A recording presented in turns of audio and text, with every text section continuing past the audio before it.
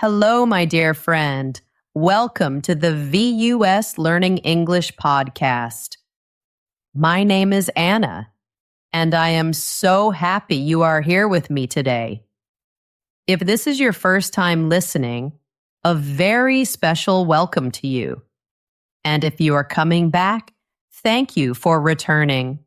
It is wonderful to have you in our learning family. Today, we are going to talk about something very important. We will talk about memory, and we will talk about learning new English words. Sometimes learning new words can feel hard. It can feel like you learn a word one day, and the next day, it is gone. This feeling is normal. It happens to everyone. But today, I will share some secrets with you. These are gentle, happy ways to help your mind remember. We will make learning new words feel like a fun game, not like hard work. Thank you so much for choosing to spend your time with me. I am truly grateful you are here. If you enjoy our time together today, you can give this podcast a like or a follow.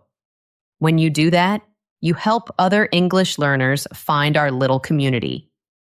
It is a small click for you, but it means the world to us. I always love to know where you are listening from. Are you in Ethiopia or Indonesia? Maybe you are in Mexico or India. Please know wherever you are welcome here. You are in a safe place to learn. Okay, are you ready? Let's begin. I want you to imagine something with me. Imagine you have a bucket. A little bucket for water. You want to learn new English words, so you put a new word into your bucket. Then another word. And another. You feel good. Your bucket is getting full of new words, but then you notice something sad. There's a little hole in the bottom of your bucket. The words you put in are slowly leaking out. One by one, they disappear. Does this feel familiar? You study for hours. You make beautiful flashcards with many colors. You write the words again and again. You say them out loud 50 times. You feel so good. You think, I know these words now. I have them. But then, maybe 1 week later, you are talking to a friend or you are writing an email. You want to use that perfect new word, that special word you learned. You reach into your mind to find it, but it's not there. There is just an empty space. It is so frustrating. It can feel like your own mind is not helping you. This feeling is very heavy. It can make you ask yourself questions. You might think, is my memory bad? Or am I too old to learn English? Or even, am I not smart enough? These thoughts are sad, and they are not true. Please listen to me. The problem is not you. Your memory is not bad. You are not too old. You are smart enough. You are doing a wonderful job.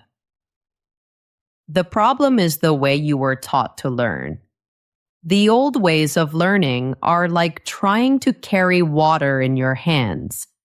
You can try very, very hard, but the water will always slip through your fingers. It's not your fault, it's the method. So what if we try a new way? A gentle way.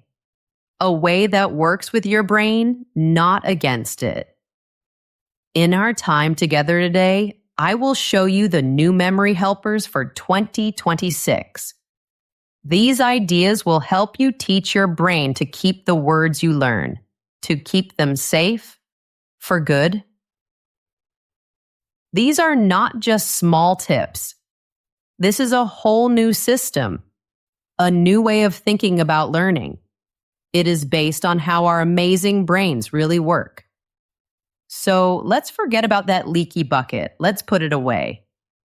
By the end of our talk today, you will have a plan to build a beautiful library in your mind, a library for all your new English words, a library that is strong and organized, a library where you can find any word you need instantly.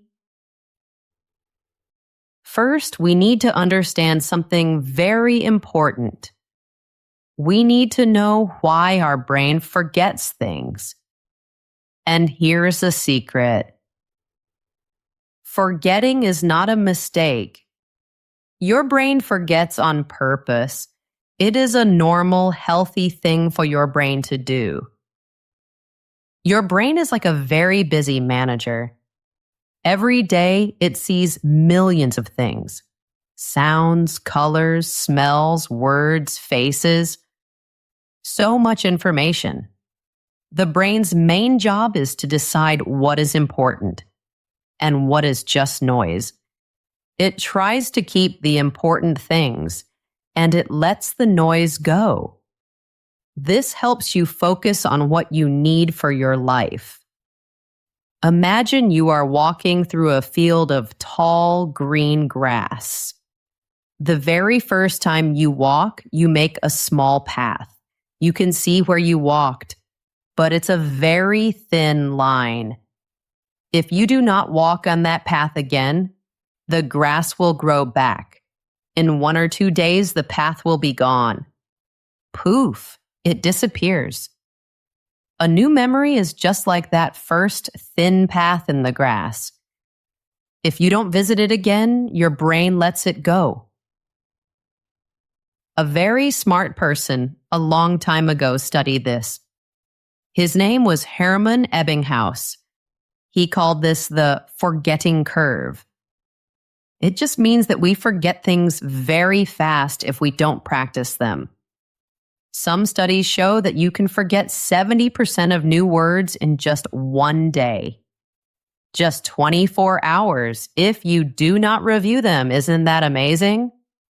So it's not you. It's just how memory works. Now let's think about the most common way people study. It's called cramming. Cramming is when you sit down for 2 or 3 hours and you try to learn 50 new words all at once. You drill them again and again and again. This feels very good, right? It feels like you are working very hard. It feels productive. When you do this, you are stomping on that path in the grass.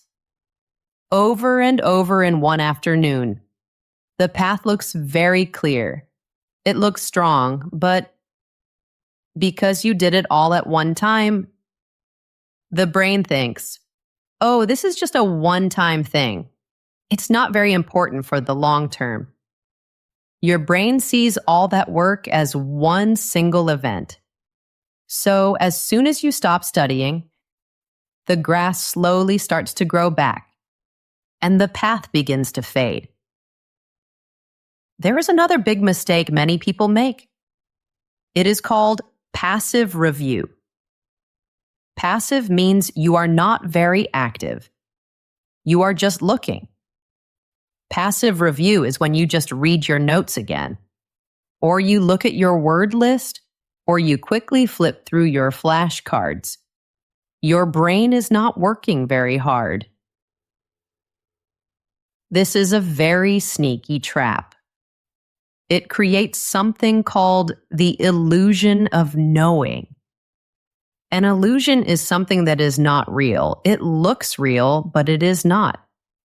When you read a word and its meaning, your brain says, oh yes, I know this. I have seen this before. You feel like you know the word. But this feeling of seeing it before is called recognition. It's not the same as real knowing. Real knowing is called recall. Let me explain the difference. Recognition is like a multiple choice question. You see the answer on the page, A, B, C, or D. You just have to choose the right one. It's easier. But recall is like a blank page. There are no choices. You have to find the answer inside your own mind. You have to pull it out from memory. This is much harder, but this is what you need in real life. When you talk to someone, there are no multiple choice options. You need to recall the word yourself. When you only do passive review, you are practicing for the easy test. You are practicing recognition, but life gives you the hard test. Life asks you to recall. That is why you can see a word in your notebook and know it, but you cannot find it when you are speaking. You have been training for the wrong thing. So let's be very clear and very kind to ourselves. If you are cramming, and if you are only doing passive review, you are working against your brain. You are making learning much harder for yourself. You are trying to swim against the current of a river. But here is the wonderful news. We can change this right now. We can start to work with our brain. We can swim with the current. We can use methods that signal to our brain, hey, this English word is important. Please keep it forever. And your brain will say, okay, I will.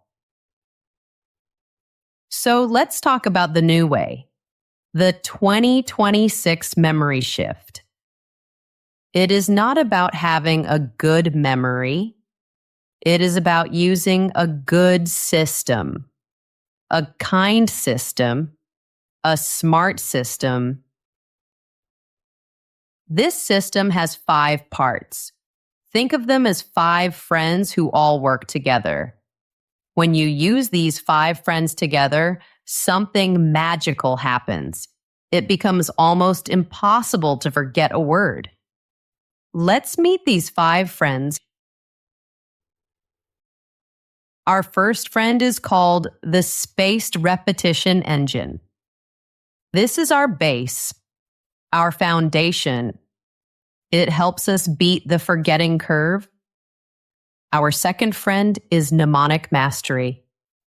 This is the art of making funny pictures in our minds, pictures that help us remember. Our third friend is the contextual web. This means learning words in their natural home, inside sentences.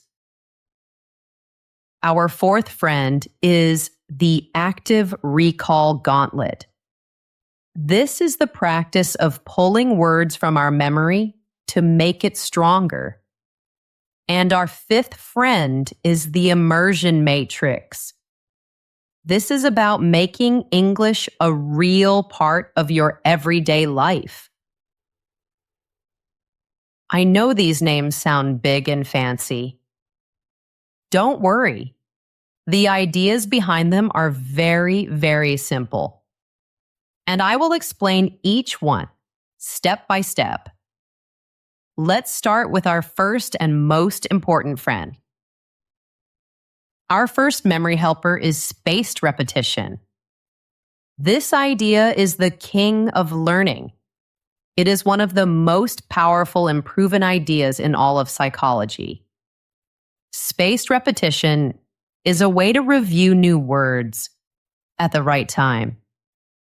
You review information at moments that are spaced out. The spaces between reviews get longer and longer. Let me explain. Imagine you learn a new word today. With the old way, cramming, you might study it 20 times tonight. With spaced repetition, you do something different. You study it today. Then, you review it again tomorrow, just before you start to forget it.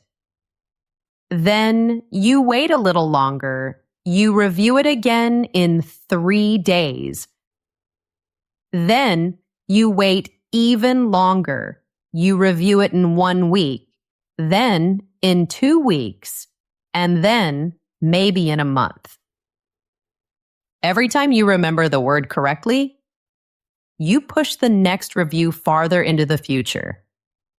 You are spacing out your practice. Remember our path in the tall grass? With this method, you are walking on the path again, right at the perfect moment. Just before the grass grows back and the path disappears. Each time you visit, you trample the grass down a little more. The path gets wider. It gets clearer. It becomes a permanent road. So, why does this work so well? The magic is in that feeling of almost forgetting. When you try to remember a word and it's a little difficult, it's a little fuzzy, and you have to work to find it. That little bit of struggle sends a big, strong signal to your brain. Your brain says, "Whoa, that was hard to find. This must be important. I need to make this memory stronger so it's easier to find next time." This process is not magic. It's science. It actually builds stronger connections in your brain. The paths between your brain cells, your neurons, become stronger. Using spaced repetition can help you remember 200 to 300% more. It is so much better than cramming. Scientists can even see it happening. When they look at people's brains with fMRI scans, they see more activity in the part of the brain for learning and memory. It's called the hippocampus. So you are literally changing your brain. You are making it a better, stronger learner. So how can you do this? There are 2 main ways: a simple, old-school way and a modern way with apps. Both are wonderful. Let's start with the simple way. It is called the Lightner system. It's a beautiful, low-tech way to use spaced repetition. All you need are flashcards and a few boxes. Here is step 1. Get 3 small boxes. You can use shoe boxes or any little containers. Write a label on each box. On the first box, write box 1 every day. On the second box, write box 2 every 3 days. And on the third box, write box 3 every week. Step 2. Make your flashcards. On the front of the card, write the new English word. On the back of the card, write the meaning in your language. And also write 1 example sentence. This is very important. When you make a new card, it always starts in box 1. Step 3. Every day, you will review the cards in box 1. This is your daily practice. It might only take 5 or 10 minutes. Look at the English word on the front. Try to remember the meaning. Try to recall it from your mind. If you remember it easily, great. That card graduates. It moves up. You can put it into box 2. But what if you struggle? What if you get it wrong? That is okay. In fact, that struggle is the most important part. It's where the learning happens. If you get it wrong, the card stays in box 1. You will see it again tomorrow. Now, step 4. Every 3 days, you will review the cards in box 2. Look at the word. Try to remember. If you get it right, it graduates again. You can move it to box 3, but if you get it wrong, It has to go all the way back to the beginning. It goes back to box 1. This feels strict, but it works. It means you will practice the hard words more often and the easy words less often. It is a very smart system. Then, every week, you review the cards in box 3. If you get a card in box 3 correct, you have almost learned it forever. You can move it to a box 4 for every month. Or you can decide that you know it well. This simple box system is powerful. It makes you practice active recall, and it spaces out your learning perfectly. Let's talk about the digital way. The box system is great, but today we have apps that do all the work for us. They are called SRS apps. SRS means Spaced Repetition System. Apps like Anki or Quizlet or Memrise. These apps are amazing helpers for language learners. They are true game changers. Here is how they work. You create digital flashcards on your phone or computer, word on the front, meaning and sentence on the back. Then you study for just a few minutes every day, maybe 5, 10, or 15 minutes. The app will show you a card. You try to remember the answer. Then you see the answer. After each card, you tell the app how hard it was for you. There are usually buttons like easy, good, hard, or again. If you press easy, the app might wait for many weeks before showing you that word again. But if you press hard or again, the app might show you the word in just a few minutes or tomorrow. The app has a smart algorithm, a computer brain. It calculates the perfect time for you to see each word again. It does all the scheduling for you. You just have to open the app and do your daily review. This is maybe the most efficient way to learn vocabulary. It is so powerful. 10 minutes a day with an SRS app is much, much better than a 2-hour study session once a week. It is a small habit that brings big, big results. So that is our first friend, spaced repetition. It is the engine of our memory system. Now, let's talk about the fuel for that engine. Our second memory helper is mnemonic mastery. That sounds very fancy, but it just means memory tricks. A mnemonic is a trick to make something easy to remember. It's a way to change boring information into something funny, strange, or beautiful. Something your brain will not forget. Your brain is not very good at remembering random letters. A word like GARRULOUS is abstract. It's just letters. But your brain is brilliant at remembering pictures and stories, especially weird pictures and funny stories. Mnemonics give your brain a hook, a little hook to hang a new word on so it doesn't fall away. Instead of trying to force a word into your memory, you create a fun connection to it. And the rule is this: the more unusual, silly, or emotional your connection is, the better it will stick in your mind. Why does this work? Our brains are designed to notice things that are new or surprising. It's an old survival skill. When you connect a normal, boring English word to a crazy mental picture, you are hacking your brain's own system. You are telling your brain, pay attention, this is interesting. You are wrapping the boring word in a fun package of images and feelings. Your memory loves this. It cannot resist it. So, how do we do this? A very powerful technique is called the keyword method. Here's how it works.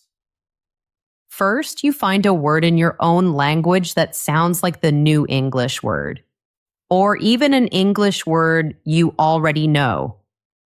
This will be your keyword. Then you create a crazy picture in your mind. A picture that connects your keyword to the real meaning of the new word. Let's try with an example. Let's learn the word garrulous. It's a big word. It means very, very talkative. Someone who talks all the time. So, what does garrulous sound like? Maybe it sounds a little like the word gorillas. Gorillas, garrulous. It's close enough. Gorillas is our keyword. Now, we need to create a silly mental image. Don't just picture a gorilla. That's boring. Make it crazy. Imagine two big gorillas. They are wearing suits and ties. They are hosting a TV talk show. They are so garrulous, so talkative, that they are shouting over each other. They are throwing bananas everywhere. And their guest, a poor little rabbit, is sitting between them. The rabbit can't say a single word. He looks so frustrated. Can you see that picture in your mind? Two talkative gorillas on a TV show. Now, when you see the word garrulous, you will think of those chatty gorillas. And you will instantly remember the meaning very talkative. The crazier the image, the better it sticks. Let's try one more. This one is for people who know a little French. In French, the word for bread is pain. P-A-I-N. It sounds exactly like the English word pain. The feeling when something hurts. So let's make an image. Imagine you bite into a beautiful French baguette, but it is hard as a rock. When you bite it, you feel a terrible, sharp pain in your tooth. Imagine your tooth breaks. Ouch. Feel that fake pain in your mind. The stronger you imagine the feeling, the better the memory. Now you will never forget that pain is French for bread. To make this even more powerful, turn your picture into a tiny movie in your head. For our word garrulous, don't just see the gorillas. Hear their loud voices. See the sad look on the rabbit's face. Smell the bananas they are throwing. When you use more of your senses, sight, sound, smell, feeling, you create an even stronger memory. It's like building more and more roads to that word in your brain. Another amazing mnemonic tool is called the method of loci, or the memory palace. This sounds grand, but it's very simple. You use a place you know very, very well, like your own house or apartment. And you put your new words in different rooms. Let's say you want to learn words for food. You can use your kitchen as a memory palace. To remember the word avocado, you can imagine a giant, enormous avocado. It is blocking your kitchen door. You can't get in. It's a funny, strange problem. To remember the word zucchini, you can imagine a long green zucchini is on your kitchen counter, and it starts ringing like a telephone. You pick it up and say, "Hello?" A voice says, "Is Sue there? Is Sue Keeney?" Zucchini. Zucchini. It's silly, but it works. To review your words, you just take a slow mental walk through your house. You walk to your kitchen door. Ah, the giant avocado. You walk to your counter. Oh, the ringing zucchini. This method is thousands of years old. Roman speakers used it to remember long speeches. It works because our brains are excellent at remembering places. One quick note. Memory tricks are fantastic for words that are nouns or verbs. Concrete things. They can be a little harder for abstract ideas like freedom or justice. But even for those words, they can be a great first step to get the word into your head. So that is our second friend, mnemonic mastery. Making fun, silly pictures to hook words in your mind. Now, let's move to our third helper. Our third memory helper is the contextual web. Again, a fancy name for a simple idea. It means that words are not islands. They do not live alone. Imagine you are building a house. If you just have a big pile of bricks, you don't have a house, you just have a mess. A brick is only useful when it is connected to other bricks, with cement.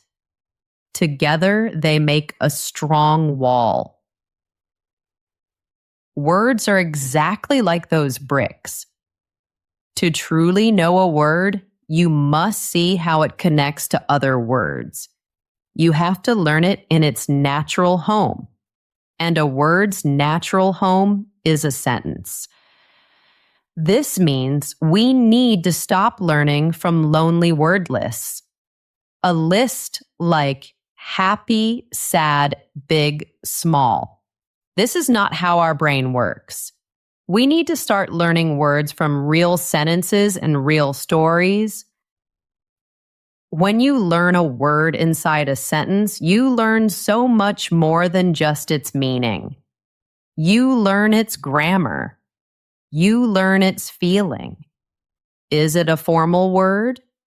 A casual word? You learn which other words it likes to be with. Your brain does not store words in a list. It stores them in a giant connected web. Like a spider's web.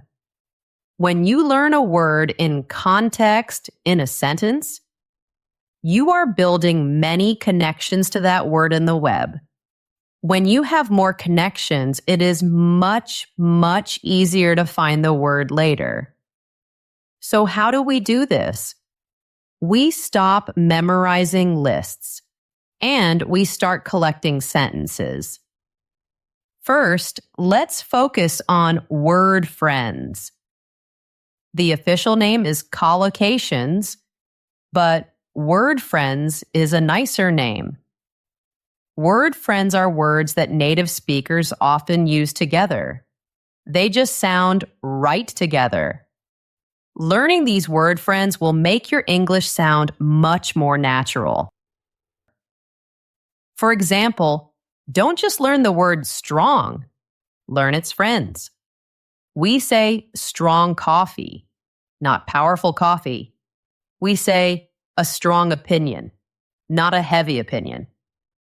Strong coffee and strong opinion are word friends.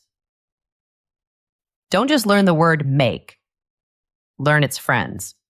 We say make a decision and make a mistake and make the bed. These are all word friends with make. When you learn a new word, you can look for its friends. You can use a free online collocation dictionary. Just type your new word and it will show you its most common partners. This is a superpower for sounding more fluent. The next habit is maybe the most important habit for vocabulary. It is called sentence mining. You are like a miner digging for gold, but you are digging for golden sentences. When you are reading an article in English or watching a movie with English subtitles and you see a new word, do not just write down the word and its meaning. Please, please write down the whole sentence, the entire sentence where you found the word. Let's look at an example. Imagine you are reading and you see this sentence. The CEO's pernicious influence was felt long after he resigned. Pernicious is a very advanced word. It means harmful in a slow, hidden way. If you just write in your notebook, pernicious, harmful, that is very weak. Your memory will not have much to hold on to. But if you write down the whole sentence, the CEO's pernicious influence was felt long after he resigned. Now you have context. You have gold.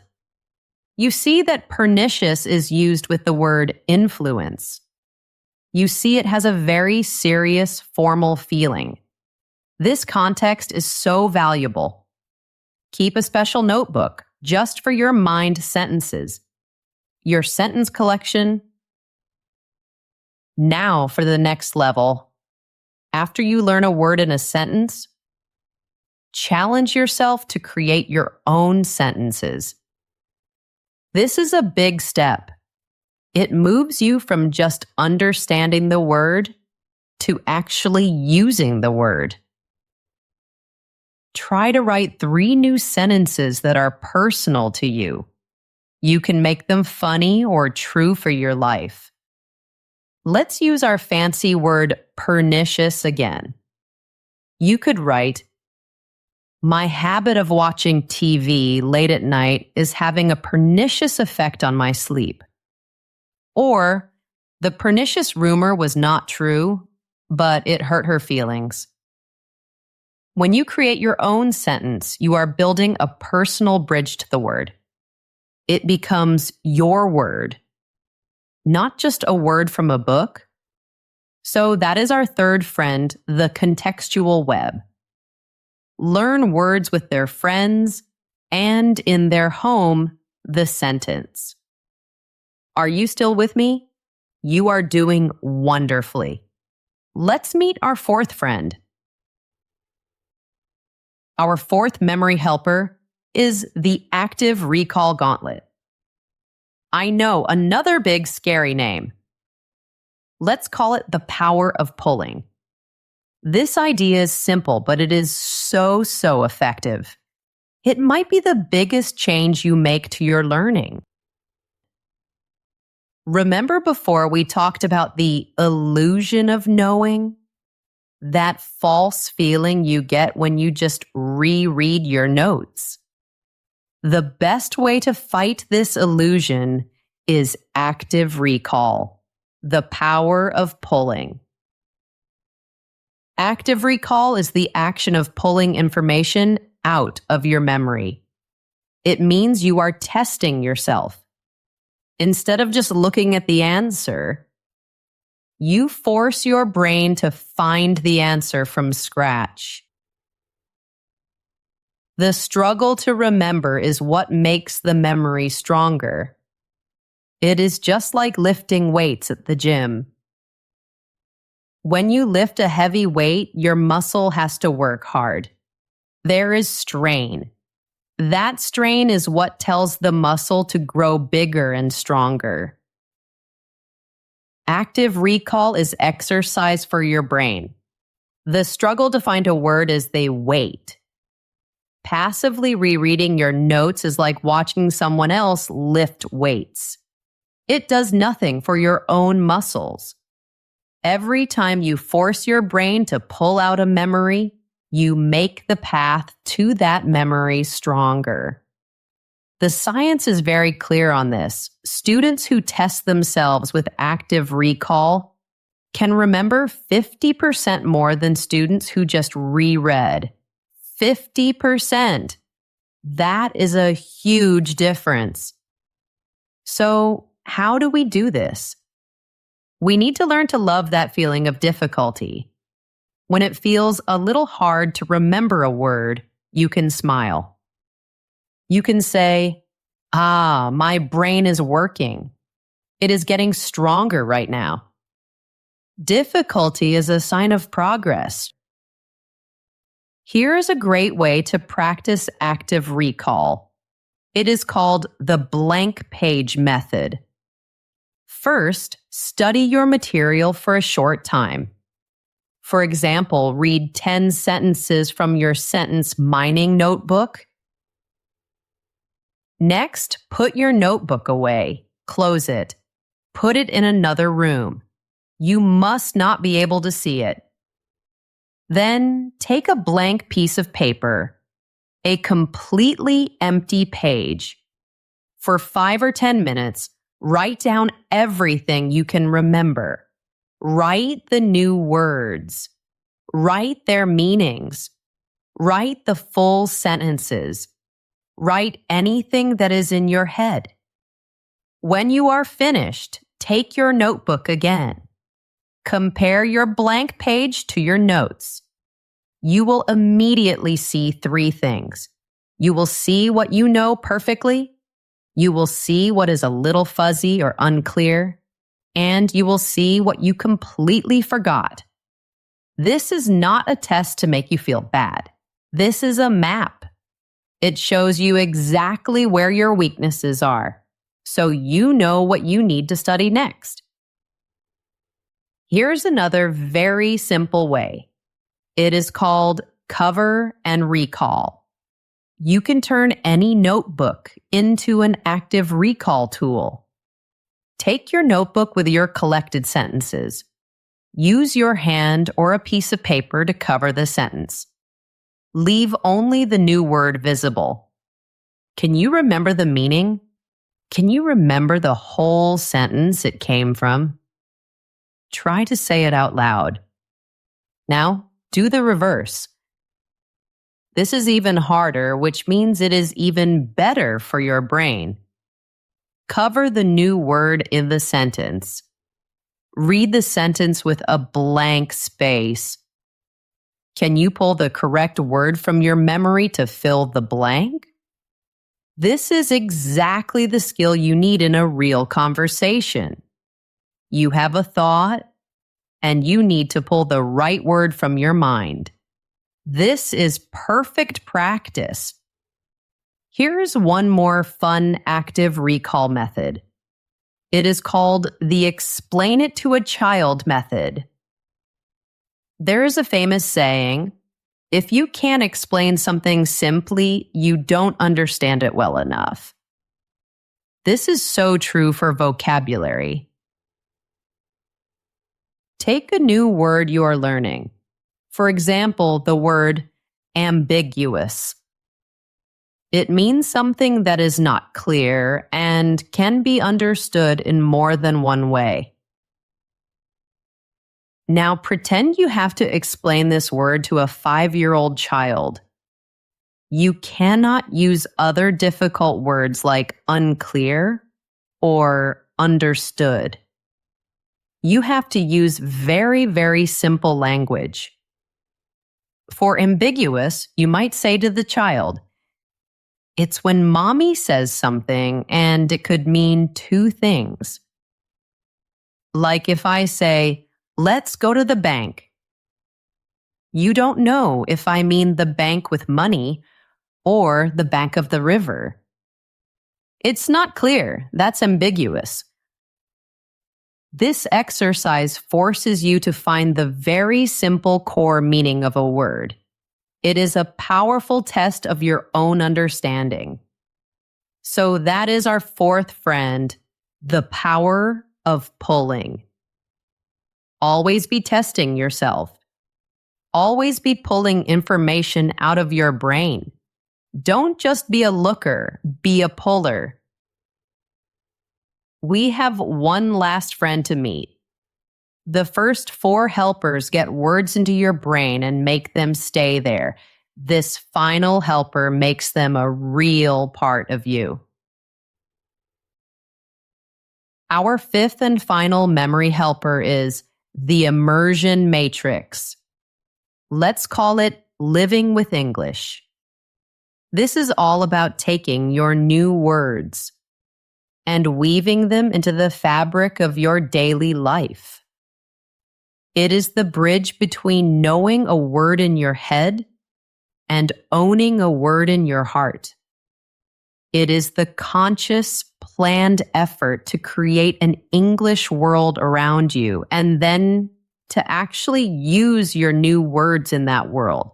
It's about finishing your study time and starting your living time with English. Why does this work? This is the best form of context and active recall all in one. When you use a new word in a real conversation, or when you hear a word you just learned in a TV show, your brain gets a jolt of happiness and surprise. It says, wow, I know that word. I just learned it. And here it is in the real world. It must be really important. This connects the word not just to a notebook, but to a real experience, a real emotion, a real memory. These are the strongest memories you can ever make. Most experts say a good balance is about 20 to 30% of your time for studying, and 70 to 80% of your time for real-world immersion, living with English. How can you do this? You do not have to move to the United States or the United Kingdom. You can create a little English bubble right where you are, in your home, in your city. First, curate your content. That means you choose what you read, watch, and listen to. Don't just passively consume any media. Be an active chooser and choose things you love. For reading, find blogs or simple news articles about your hobbies. Do you love to cook? Read recipes in English? Do you love technology? Read reviews of new phones in English. When you read about something you're already passionate about, it doesn't feel like studying. It feels like fun. For listening, find podcasts or YouTube channels about topics you love. Are you interested in gardening or space travel or history? There is a podcast in simple English for everything.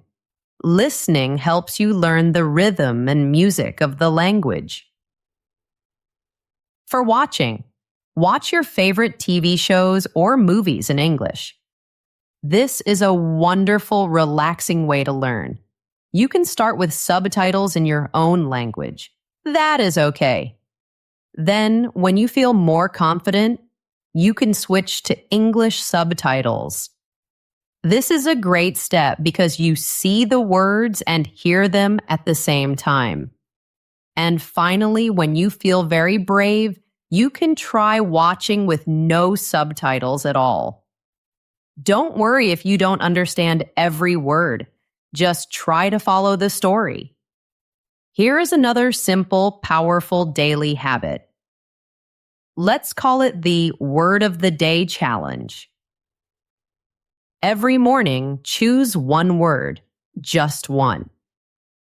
Maybe it's a word you reviewed in your SRS app that day. A word you want to make your own. Your mission for the day is to use that word. That is your secret mission. You can use it in a private journal. Write a sentence with it. You can use it to post a comment on social media. If you have a language partner, you can try to use it in your conversation. Even if you just say the word out loud to yourself in 3 different sentences while you are washing the dishes.